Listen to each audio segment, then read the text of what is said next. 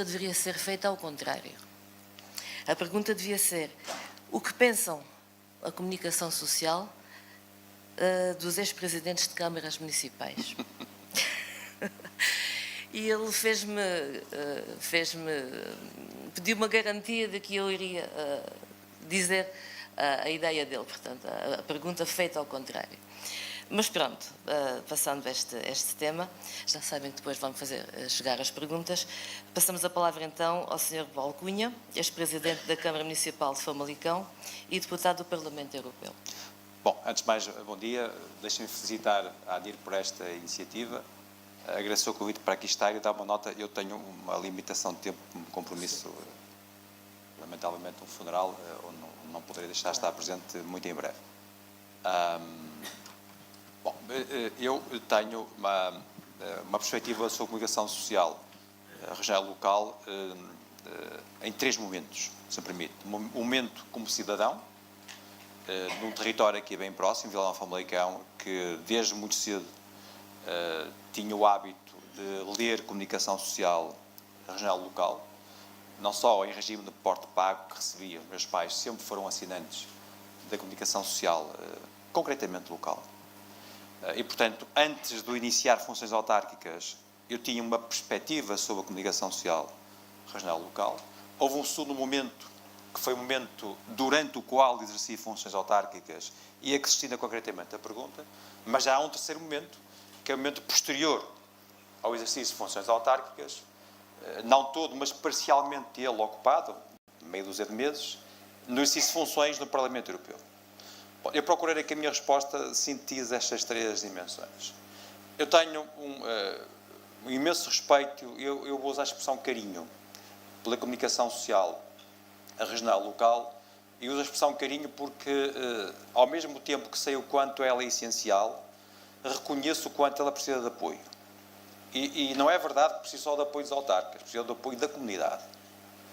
A comunidade não são só os autarcas, embora os autarcas sejam representantes da comunidade.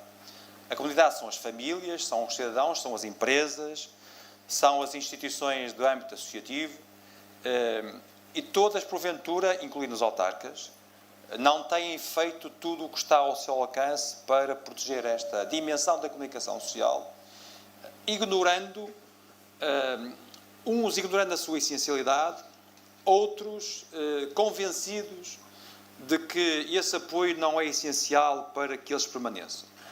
O desaparecimento de alguns órgãos, tem acontecido nos últimos anos, infelizmente, o desaparecimento de alguns órgãos, na minha opinião, vai confirmando o quanto é importante que haja este apoio, apesar de muitos acharem que ele não é essencial. Durante o período em que fui autarca, eu procurei ter uma relação honesta, íntegra, de respeito, pelo trabalho da comunicação social regional local. Se me perguntarem se eu, como Presidente de Câmara, gostei de todas as notícias que li, ou de artigos de opinião que foram escritos, ou de abordagens noticiosas feitas, claro que não. Mas o eu não gostar não é uma crítica à comunicação social. O eu não gostar é da circunstância que estava na origem daquela crítica que me era feita, ou de onde resultava essa crítica.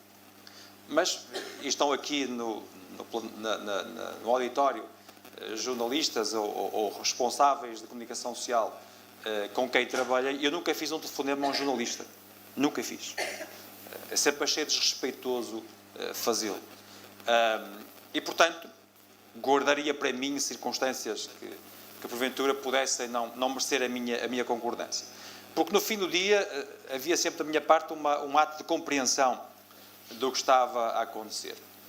E havia porque, e continuando naquele período de tempo em que fui autarca, havia porque eu entendia e ainda deixei de entender agora, que a comunicação social regional local é um parceiro ao serviço da promoção dos territórios. Foi sempre esse, digamos que a abordagem que tive em relação à comunicação social deste âmbito.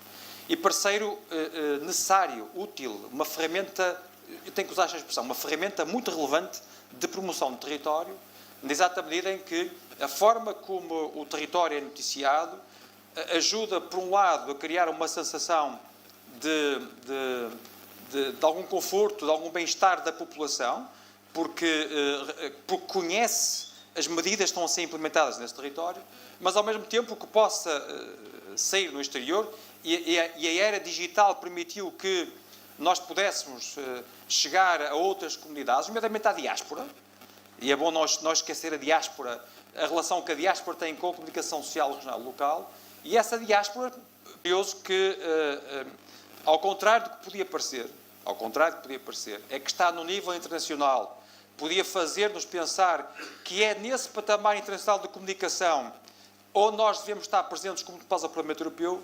Não foi isso que eu fiz. E dou-vos 2 exemplos de não ter feito, explicarei brevemente porquê.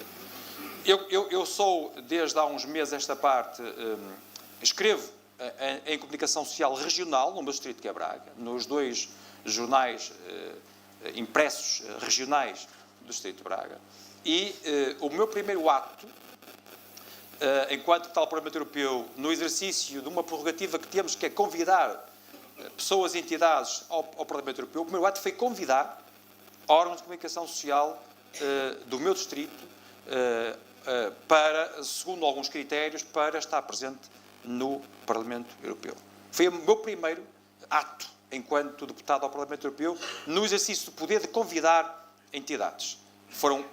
Eu quis ter a comunicação social regional e local no Parlamento Europeu em Bruxelas, com quem pude interagir acerca do que estava em causa. E porquê? Porque há uma certa localização dos fenómenos internacionais.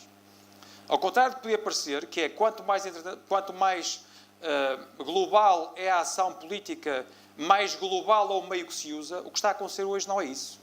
E, aliás, há muitas iniciativas comunitárias que confirmam o que estou aqui a dizer-vos, que é tornar local aquilo que são abordagens globais e privilegiar meios de ação local para transmitir mensagens que são globais.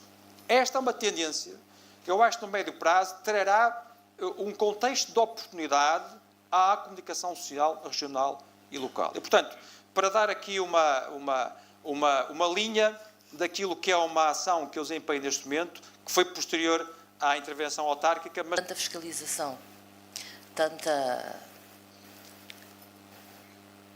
Fiscalização, vamos resumir.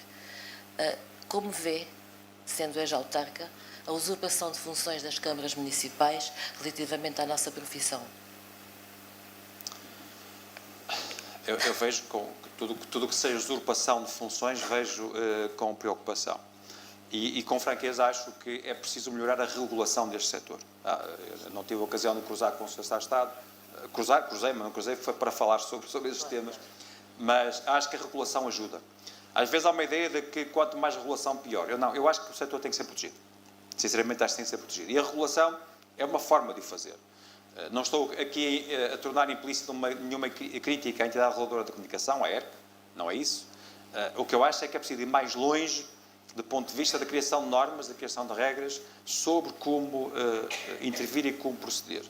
Até porque há sempre o risco de um clima de suspeição que possa existir em relação à intervenção da comunicação social, seja ela impressa ou digital, embora reconheça que o digital está mais propenso a esses riscos, de alguma atuação, eu vou considerar indevida, entre aspas, daquilo que é a sua ação no dia-a-dia, mas a regulação ajuda a normalizar relacionamento entre a comunicação social e a comunidade. Portanto, é um setor onde o aumento das normas, na minha opinião, trará benefícios.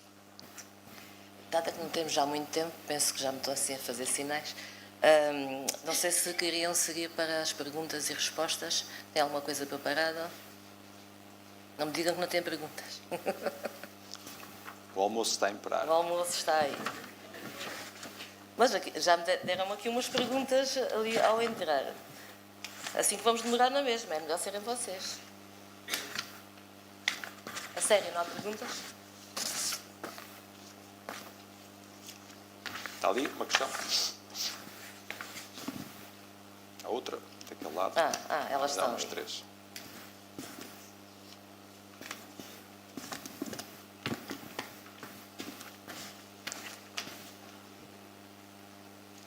Mas se calhar eu faria as perguntas de uma em uma só para não, como não tem nada para anotar. É, uma agradeço que eu não tenho que me apontar. Portanto, uma pergunta de... o Ilha Vence, é do jornal Ilha Vence. Podem ir chegando mais, não há problema. Como pode a imprensa local ser livre se basta a um autarca variar o nível de encomendas de publicidade? Resta ao autarca em causa ter esse critério. É óbvio que está mais do lado do autarca ter o critério correto. O critério correto não significa sempre dizer que todos os órgãos são iguais. Eu fui autarca e reconhecidamente havia órgãos de comunicação social com uma atividade diferente de outra. Vou dar um exemplo concreto. Havia comunicação social no meu concelho que não estava presente em nenhum ato, que não aparecia às conferências de imprensa, que não recolhia informação das atividades da Câmara Municipal. E, portanto, há diferentes meios. Há a comunicação social que tem X meios, há a comunicação social que tem Y meios. São realidades diferentes. A abrangência também é distinta. Quando se fala em igualdade, não quer dizer que sejam todos iguais. O princípio da igualdade quer dizer uma coisa diferente, que é: há razões, e a Constituição diz quais são, que não são motivo para que sejam diferentes. A ideia da igualdade, que é tudo igual independentemente das circunstâncias, de ter redação, não ter redação, de ser digital, de ser impressa, ser uma rádio, ser um jornal, de ter meios para fazer atividade jornalística, vou chamar-lhe assim, ou de não ter meios, de ter um recurso humano ou ter 10, isto não é igualdade. Agora, o critério é fundamental que exista. E deve ser objetivo. E pré-estabelecido. Eu lançava concursos no meu município. Concursos. Aqui a comunicação social concorria. Havia um critério, havia um júri, havia decisões. Portanto, eu aderindo à pergunta, quer dizer que a questão só se resolve com o critério do outro lado. Obviamente não é a comunicação social que vai evitar isso, tem que ser o autarca a não permiti-lo. Apesar que isso é um pouco a pescadinha de rabo na boca, não é? Comunicação social não vai a alguns eventos pelo facto de não ser apoiada a nível monetário e por isso deixa de aparecer. Está a acontecer no Algarve, portanto, no Algarve, nos 16 municípios... Às vezes não tem meios. Eu reconheço que às vezes não tem meios. Mas também não tem meios, não tem custos com os meios. Claro, também não tem. Tem que apoiar os que existem. No Algarve, dos 16 municípios que temos, se calhar 2 ou 3 municípios apoiam a comunicação social. E depois vem o comentário, eles não vêm cá. Mas é assim, o Algarve ainda assim, pois é um território... Não é disso que eu estou a falar, não é dessa dificuldade. No meu caso não tinham que fazer 50 km. Pois, mas termos que ir de Lolé a Portimão, por exemplo, para um município que nunca nos apoiou em nada, portanto, torna-se inviável, não é? Mas pronto. Temos aqui a voz de Hermesinde, que faz a seguinte pergunta. Como ex-presidente de Câmara, não reconhece que as câmaras e juntas de freguesia fazem pressão sobre os meios de comunicação local e regional, no sentido de pressionar o conteúdo das notícias ou de copiar mais uns jornais do que outros? Apoiar, não era copiar, era apoiar. Estava a ver que não... Eu reconheço que isso existe, não vou ter aqui uma atitude ingênua. Eu reconheço que isso existe, embora também reconheça que, obviamente, é indevido e é suposto que não existe. E lá está. A melhoria da regulação, na minha opinião, pode ajudar a que isso termine. E haver alguns fóruns, e acho que estes fóruns também, e a vossa atividade, ajuda a mitigar este tipo de problemas, porque dá aqui um conforto de classe, e era importante que eu não quero estar aqui a interferir, como é óbvio, na atividade da ANIR, mas é importante que houvesse, fala-se aqui na diferença entre o sindicato e a ordem, mas às vezes uma espécie de um provedor, uma coisa qualquer que pudesse criar para que a comunicação social local e regional tivesse com quem interagir ou dialogar para apresentar este tipo de problemas que afetam a sua ação. Portanto, eu reconheço que isso existe, embora também reconheça que é suposto que não aconteça. Ora, o Figueirense pergunta como os parlamentares europeus veem a comunicação social de proximidade? Na resposta à pergunta inicial, que procurei fosse uma intervenção chapéu desta minha presença aqui convosco, eu procurei dar tópicos sobre isso. A minha percepção, e foi por isso que a primeira iniciativa que eu tive foi exatamente com a comunicação social regional local, e eu podia escrever noutra comunicação social de âmbito nacional, ou até internacional. Não faço. Escrevo regularmente, semanalmente. Uma semana num órgão, outra semana no outro, exatamente para sinalizar essa relação de proximidade entre o nível europeu e o nível local. E acho, de facto, que há um caminho que está em curso das instituições europeias para maior proximidade local. Aquilo que se chama localização de políticas internacionais está a acontecer, não só este eixo é demonstrativo disso, como muitos outros em que as instituições europeias preferem ter como atores, como interlocutores, entidades, sejam elas instituições ou comunicação social de proximidade, do que os outros níveis da ação, mais nacional ou internacional. Isto é hoje visível, já está a acontecer, mas mais do que está a acontecer, é uma tendência na qual eu acho que a comunicação social de base local e regional deve apostar um pouco mais, antecipando aquilo que vai acontecer no plano internacional. Pronto, já que não há mais perguntas, pelo menos não me fizeram chegar, penso que ficará para outro encontro a pergunta do que pensam os jornalistas sobre o Zé João. Mas aí não posso ser feita a minha pergunta. Tem que ser feita assim, se calhar. Não diria aos presentes. Sim, penso que fica para a próxima oportunidade. Muito obrigada. Obrigado, eu. Bom dia para vocês.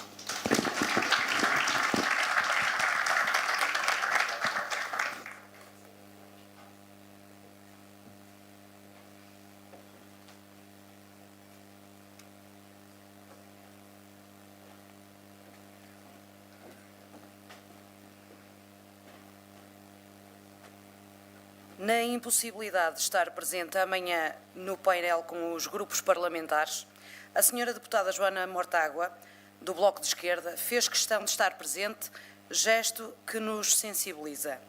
A direção achou que será importante ouvir a senhora deputada, agradecemos ter aceite. Vai moderar Álvaro Neto, da Gazeta de Passos de Ferreira. Durante a intervenção serão recolhidos os impressos com questões que queiram colocar.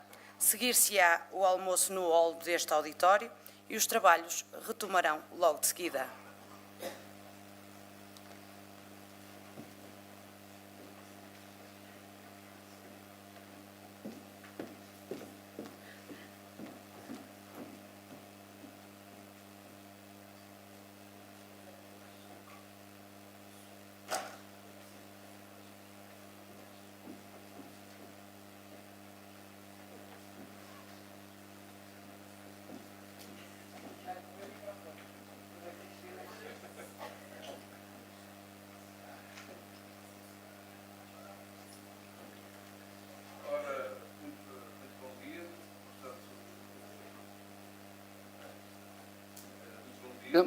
É com todo prazer que temos aqui presente a Joana Mortágua e eu tenho o redobrado prazer de a apresentar e depois fazer as perguntas, ser o vosso procurador nas perguntas que desejarem fazer.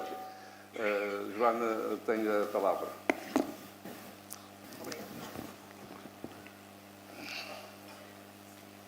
Obrigada. Está explicada a minha presença aqui.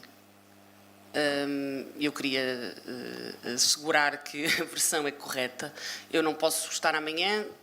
Vocês têm um presidente muito ativo e insistente, como já foi aqui dito, com quem eu me tinha comprometido, e não me pareceu bem, por não poder estar amanhã, não vir de todo, e portanto agarrei no carro e vim para Braga, com muito gosto.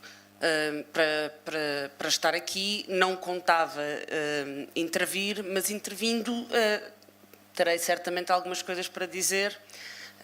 Eu sou muito irrequieta e, portanto, devem ter notado pela minha agitação ali durante a intervenção do Sr. Secretário de Estado que eu não estava a concordar com muitas das coisas que o Sr. Secretário de Estado estava a dizer. E ele já não está cá, não vou fazer um debate com uma pessoa que não está presente, mas há uma em particular. O Sr. Secretário de Estado é doutorado em Direito, eu não sou, mas eu sei que a legislação que determina os poderes de um governo em gestão é a Constituição da República Portuguesa, não há outra. Quanto muito, tem algumas interpretações que os tribunais podem ter ido fazer ao longo do tempo, mas o Sr. Secretário de Estado apoiou um governo que, em gestão, decidiu a privatização da TAP.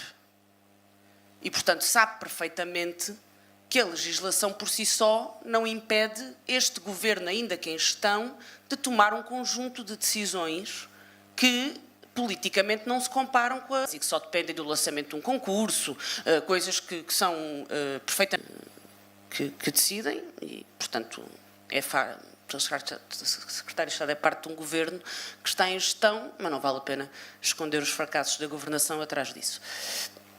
Sobre a comunicação social, e muito brevemente, eu até estou aqui, se calhar mais como autarca do que como deputada,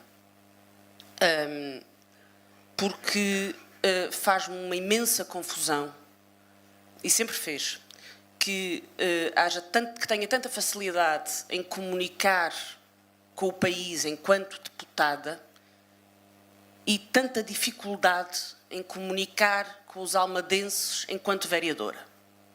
E isso sempre me fez confusão, porque faz-me confusão que o Primeiro-Ministro, o Governo, sejam tão escrutinados e bem pela comunicação social, mas que problemas ou questões ou dúvidas exatamente no mesmo patamar, ao nível das autarquias, não tenham o mesmo nível de escrutínio, apesar de terem a mesma gravidade.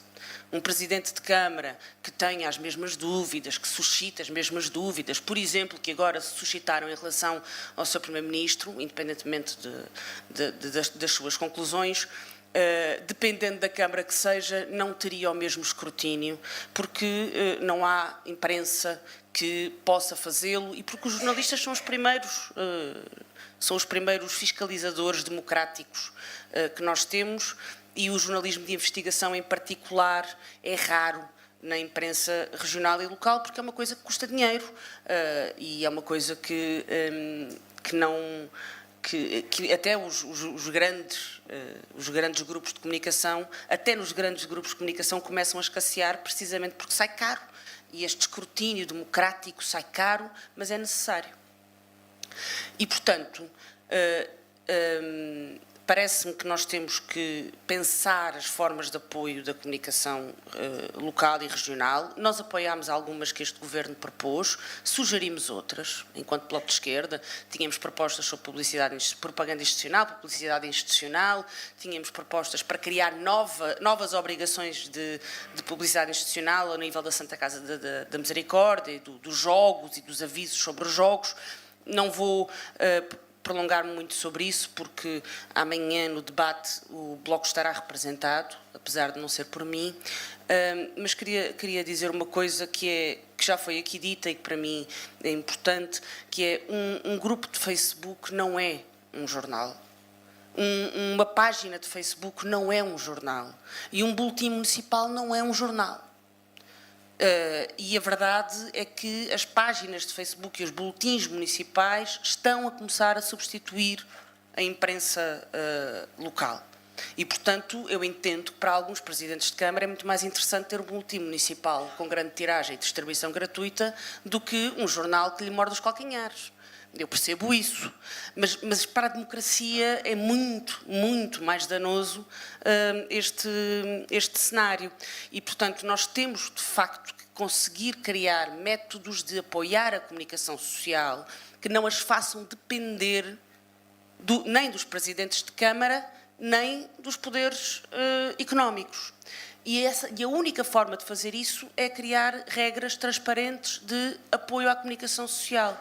Durante muitos anos achou-se que comunicação social independente era comunicação social não apoiada. E com os casos da Global Media, com os casos que aconteceram agora com as compras de vários grupos de comunicação social, percebemos que quando a comunicação social não é apoiada, há interesses obscuros que começam a rodeá-la para poder condicioná-la através do seu financiamento. E, portanto, tem que haver, obviamente, apoios à comunicação social. O Sr. Ministro Adão e Silva era profundamente contra isto. E isso foi um erro. Foi um erro. Este Governo percebeu que era preciso fazer qualquer coisa. Mas ainda estamos um bocadinho longe, parece-me a mim, na minha avaliação, de perceber que, se não for o Estado a criar meios de subsistência da imprensa toda, mas, obviamente, por inerência a local e a regional, que é aquela que está ainda mais fragilizada, das duas uma, ou ela desaparece, ou é substituída por coisas que se parecem, têm o aspecto de comunicação social, mas não são. Ok? Coisas partidárias, coisas que têm outros interesses, etc, etc, etc. O esquerda.net, que é o órgão de comunicação social do Bloco de Esquerda, é um órgão partidário e é assumido como um órgão partidário. Portanto, há essa clareza. Nós não queremos que essa clareza desapareça e, portanto, que se assumam, que se substituam verdadeiros meios de comunicação por coisas que se parecem com meios de comunicação, mas não são assinadas com os seus verdadeiros propósitos. E era uma mensagem de reconhecimento da importância do trabalho que faz a imprensa regional e a imprensa local. Eu gostava que na região onde trabalho mais diariamente, que é na Margem Sul, houvesse mais. Há alguma que tem lutado pela sobrevivência e a quem agradecemos o trabalho feito e, portanto, esse reconhecimento já se traduziu em propostas concretas e continuará a traduzir-se em propostas concretas. E termino dizendo, que já não está cá, mas termino dizendo ao Sr. Secretário de Estado, Carlos Abreu Amorim, que se for o Bloco de Esquerda a ganhar as eleições e se for eu a receber aquele dossiê de transição de que ele tanto falou, comprometo-me aqui que não deixarei cair as medidas desse dossiê de transição com as quais eu estou de acordo e que são aquelas que garantem os apoios e os vários apoios, o apoio ao jornalismo, o porte pago, as questões da distribuição que aqui foram colocadas e, portanto, esse compromisso eu deixo. E queria agradecer-vos e lamentar que tenha atrasado o vosso almoço. Não precisa. Muito obrigado.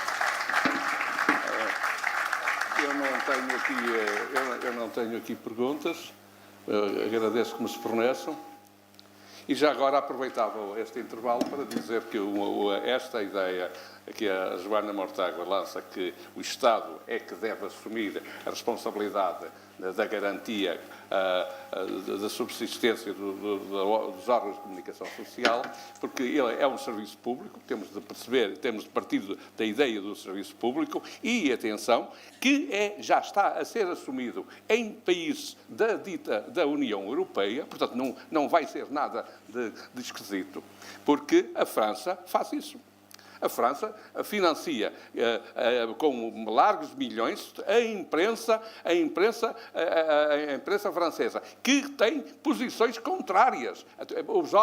Todos os órgãos, desde a direita à esquerda, são efetivamente financiados, recebem verbas, milhões do Estado, porque exercem um serviço público. E isso é que é a consolidação da democracia. A outros países também acontece a mesma coisa. Portanto, não íamos ser originais.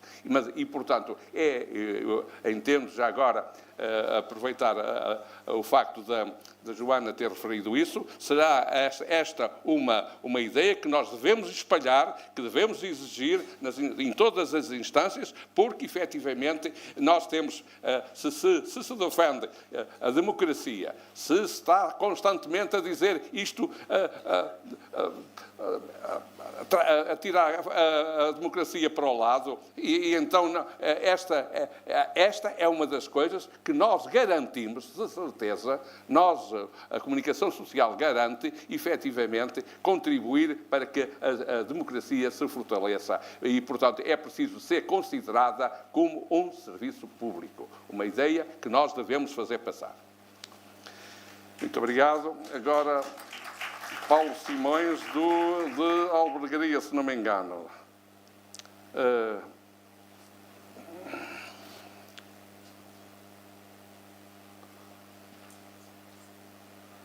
Eu tenho alguma dificuldade em ler ao Paulo Simões. Lembrando que os apoios à comunicação social, que apoios se dá ao... não faço a mínima ideia. O município de Alvegaria apenas compra espaços publicitários para a promoção dos seus serviços, das suas questões. É capaz de explicar?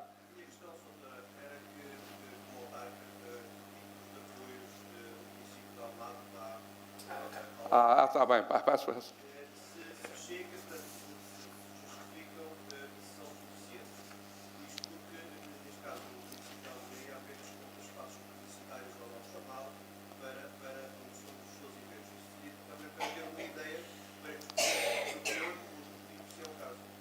Desculpa, não sei.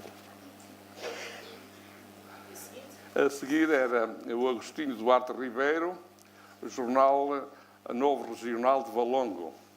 Qual é a sua posição sobre as medidas de apoio do Governo à comunicação social de índole local e regional e se o BE fosse Governo, o que a que daria prioridade? Nas medidas. Qual eram as medidas prioritárias para a comunicação social? Bom, tentar ser rápida e organizar o pensamento para irmos almoçar. A Almada tem o mesmo, funciona da mesma forma, faz compra de publicidade institucional e com uma grande disputa por parte dos órgãos que há sempre, não é? Esse é um dos problemas que eu não pensei ainda como é que pode ser resolvido, mas que tem que ser resolvido, que é aquela sensação que uns órgãos têm de que a Câmara beneficia uns em detrimento de outros no momento de escolher a quem adjudica, digamos assim, determinado anúncio ou determinada propaganda institucional. E, portanto, introduzir transparência nisso era uma das formas.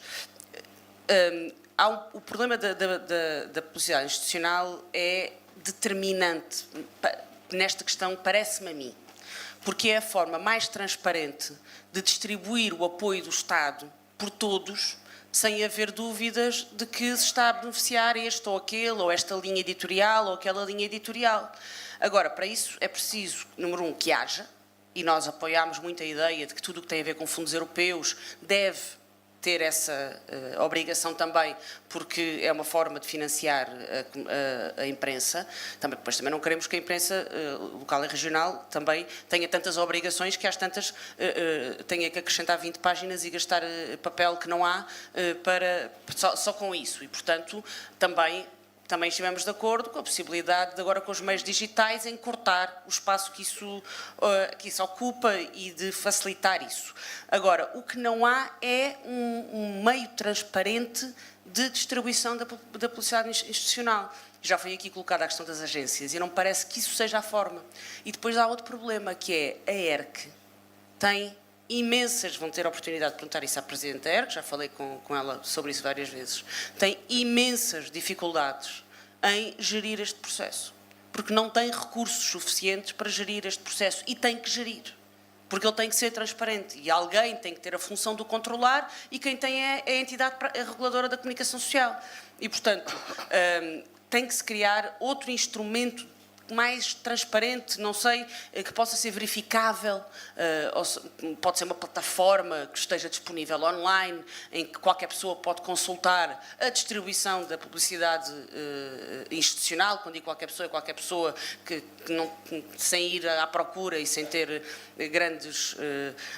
sem ser preciso tirar um curso em Beja, como se diz na minha terra, sem ser preciso tirar um curso a Beja, verificar facilmente. Aqui no meu concelho, deixa lá ver a quem é que a Câmara Municipal distribui, em que valores, com que periodicidade, etc.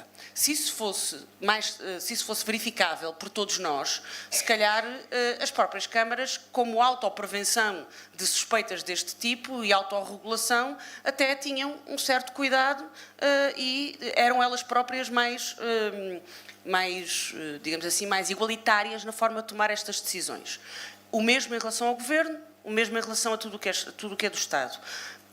Qual é que era a nossa proposta a este nível? A nossa proposta era, desse ponto de vista, era parecida com a do Governo, porque previa bolsas para jornalistas, apoio ao porto pago, isso sempre tivemos.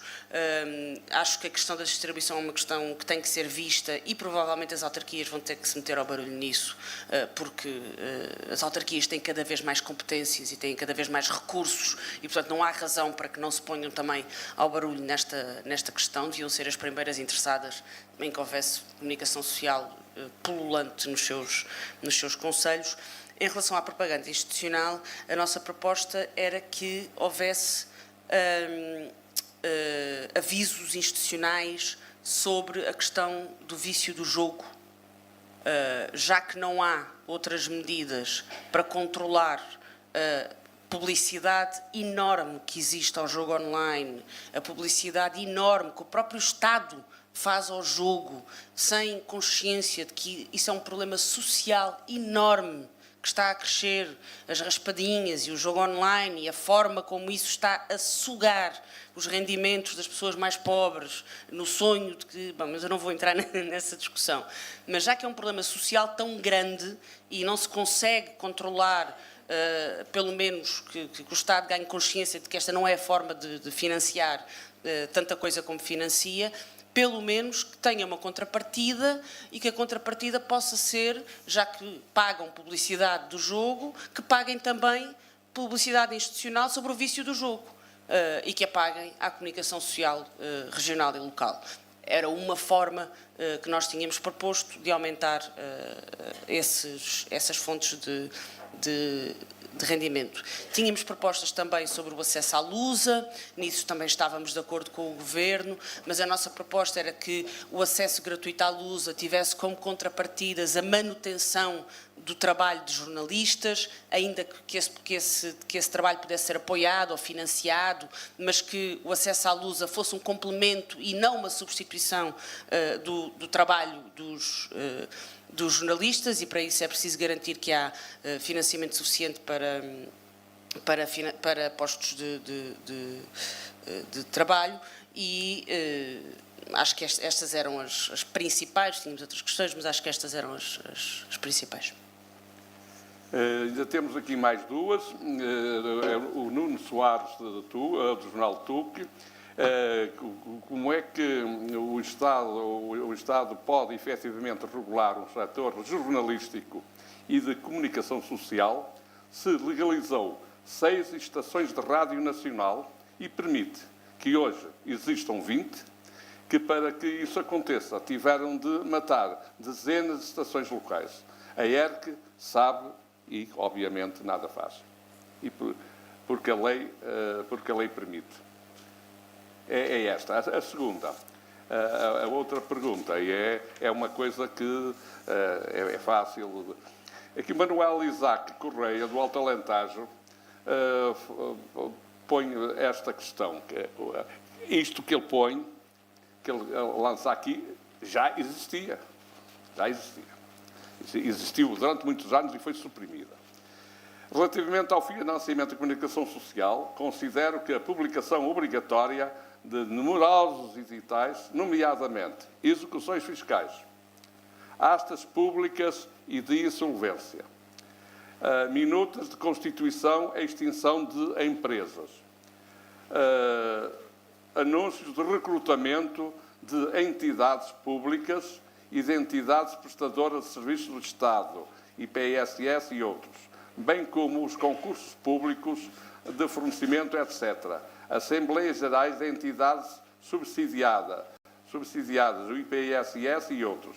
Deveriam ser obrigatórios estes anúncios e não para fazer, seria uma medida de transparência de financiamento, etc., que contribuiria. E ainda agora permite-me fazer isto. Aqui há editais que deveriam ser obrigatórios, que é o caso destes que se põem exatamente dos tribunais de relações parentais, que efetivamente já eram obrigatórios e agora passaram a ficar na disponibilidade do juiz, porque basta ele entender que basta ser publicado lá na parede do tribunal que já está o efeito da publicidade dessa ação ser atingido. Vocês sabem que a Iniciativa Liberal, vocês conhecem aquele discurso da Iniciativa Liberal sobre a burocracia do Estado, que são contra a burocracia do Estado, porque a burocracia do Estado impede a economia de funcionar. É disto que eles estão a falar. É de medidas como estas que eles estão a falar. Nomeadamente da necessidade de haver publicidade obrigatória de determinados atos administrativos, etc. Que são coisas que, em determinadas decisões, são importantes para a democracia, que elas sejam publicitadas, ainda que atrapalhem alguns negócios, acredito que atrapalhem alguns negócios. As consultas públicas também são uma coisa que atrapalha muitas decisões das câmaras. Enfim, é assim a vida. Eu não tenho conhecimento jurídico para opinar sobre quais destes atos é que devem ou não ser públicos. Estaria aqui a meter-me em assuntos que eu não domino e não quero fazer isso, para não dizer disparates. Acho que tem que ser transparente sobre quais é que devem ser públicos e quais é que não têm de ser, e se eles são legalmente obrigados a ser públicos, então aí parece-me que colá-los à porta não é a publicidade que se desejaria quando o legislador pensou que eles deviam ser públicos.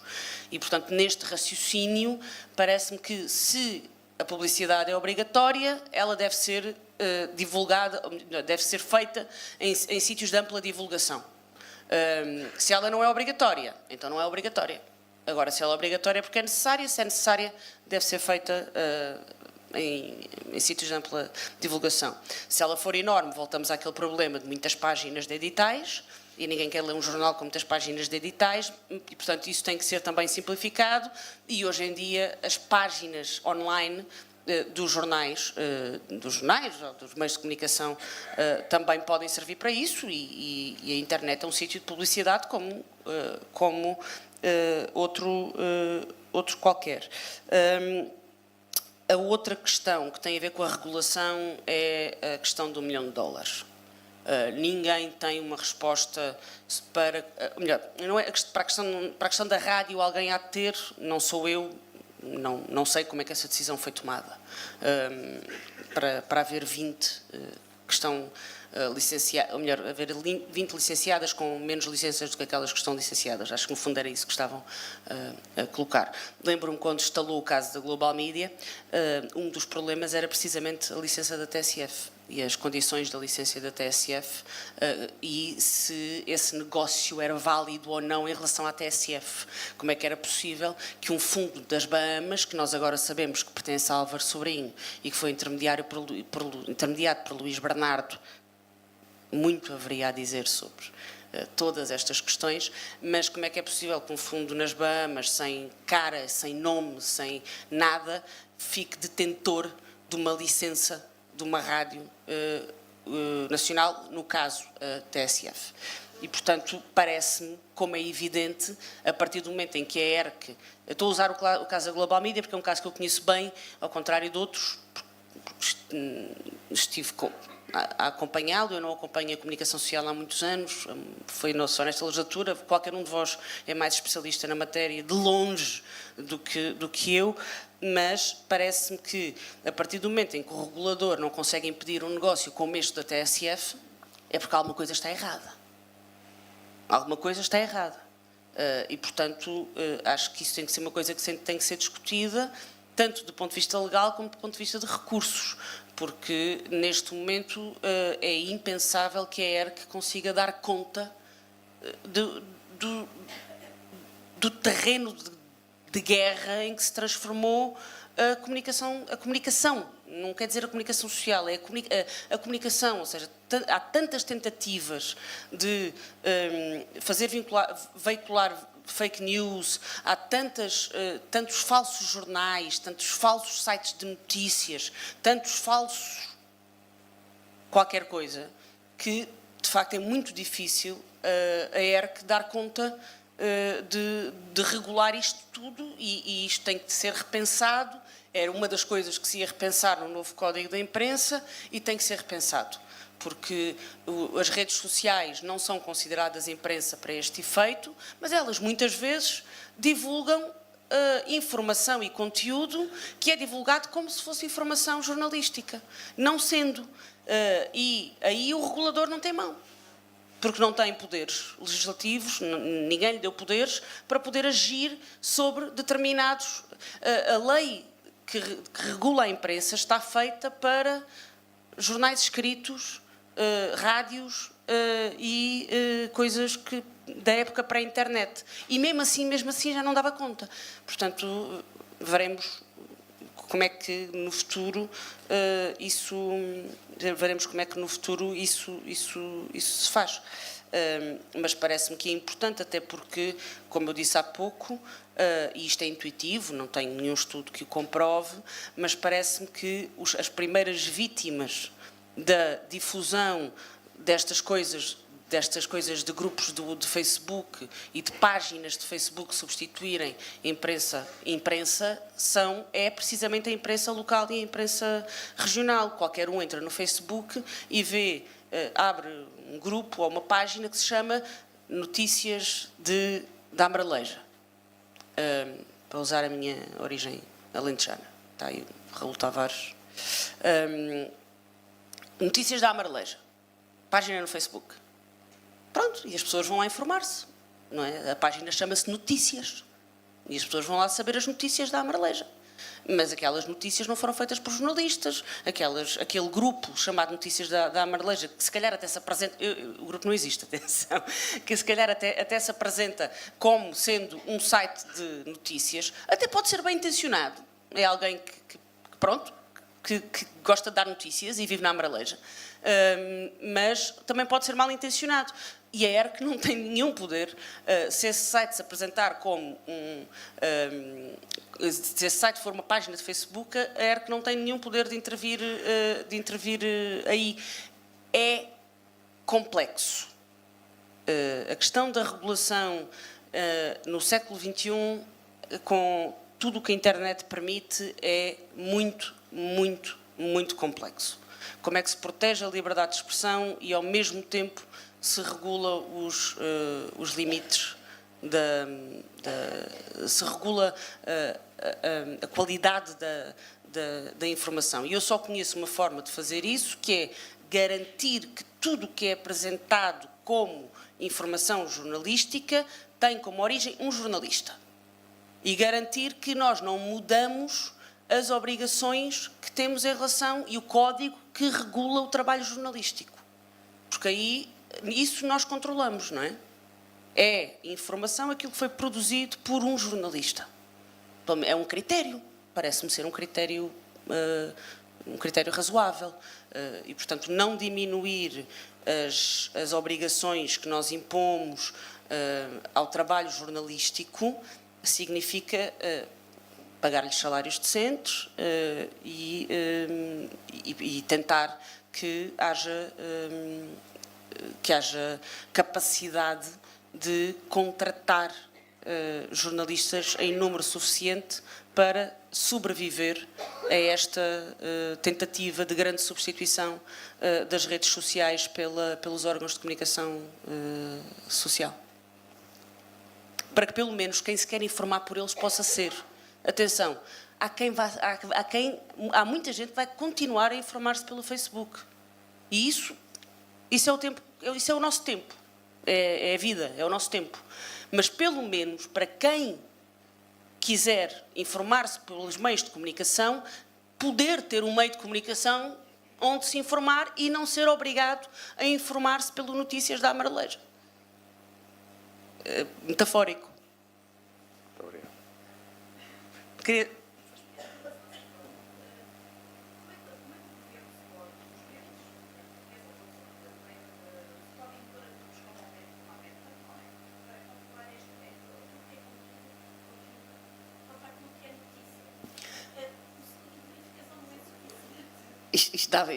Isto é um debate muito giro e eu gosto muito deste debate, que é como é que se controlam estes grandes oligarcas das redes sociais, não é?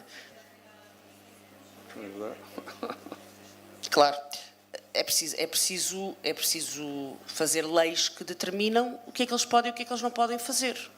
Isso implica, já existem códigos a nível europeu, por isso é que dizer, porque é que o Elon Musk e o Trump estão em guerra santa contra a União Europeia? Mais uma vez, porque a burocracia europeia que existe, atenção, e alguma é bastante má, mas também há uma parte dessa burocracia europeia que é dizer, não, isto não é a selvageria dos Estados Unidos. Nós aqui temos algumas regras que ainda... pronto. E nós devemos não ficar atrás disso e protagonizar uma competição não, estou a pensar em inglês, protagonizar uma disputa com esses grandes oligarcas, porque eles não têm que poder tudo. Agora, não tenham dúvida, e termino com isto, já dei cabo das regras todas do debate, desculpem, quando me convidam, há uma grande probabilidade das regras não sobreviverem. Não é à toa que os Elon Musk e os Zuckerbergs da vida apoiaram o Trump. É porque o que eles mais querem, mais do que tudo, é que não haja regulação das redes sociais. E arranjaram um presidente do país mais importante do mundo que apoia essa pretensão. E, portanto, é um debate muito engraçado, porque a ideia de que a internet ia trazer democracia é uma ideia em si, que era o sonho dos anos 90, é uma ideia em si falsa. Porque nós não nos lembramos é que a internet podia ser monopolista e privatizada. E foi. E é. E, portanto, neste momento, todos nós estamos em uma, duas redes sociais. Todos nós temos uma conta, seja no Facebook, no Instagram, ou no Twitter, ou no LinkedIn, por exemplo. E todos nós utilizamos ou o WhatsApp ou uma coisa parecida. Todos. E quando eu digo todos nós, é a maioria da humanidade. A maioria da humanidade ofereceu os seus dados a 1 de 3, 4, 5 homens. E, portanto, isso dá-lhes um poder que nós, de facto, nunca pensámos que poderia vir a existir. E, portanto, não, a internet não é democrática e isto ainda vai dar muito que falar. Mas não agora e não por mim, porque vocês têm que almoçar e eu também. Muito obrigado. Muito obrigado, Silvana. Muito obrigado.